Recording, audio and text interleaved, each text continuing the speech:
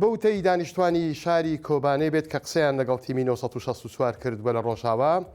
حکومەتی سووریا دووڕێ ڕەوی مرۆیی بۆ شارەکە کردوتەوە، بەڵام دانیشتوانی کۆبانێ پێیان وایە کردنەوەی ئەو دوو ڕێڕەوە بیانوە بۆ دەست بە سەراگرتنی شارەکە، بۆیە ڕێڕەوەکە ڕەتەکەنەوە. 11 ساڵ لەمەوبەر لە ساڵی 2014 کۆبانەیە دوای بەرخودانێکی گەورە سەرکەوتنی بەسەردا عشڕاگەیاند. ئەمڕۆ دوای ئەم 11 ساڵە جارێکی دیکە شارەکە کەوتۆتە بەر شاڵاوی هێزەکانی ئەحمەد شەرع و گەمارۆ دراوە.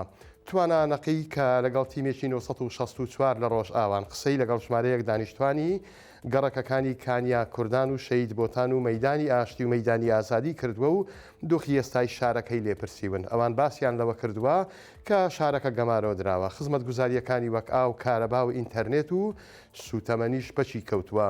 جگە لە ڕەتکردنەوەی ڕێگە مرۆییەکانی حکومەتی سووریا، دانیشتوانی شاری کۆبانی داوایان کردووە گەمارۆکانی سەر شارەکە هەڵبگیرن و مەترسیەکانیش لەسەری نەهێڵدرێن.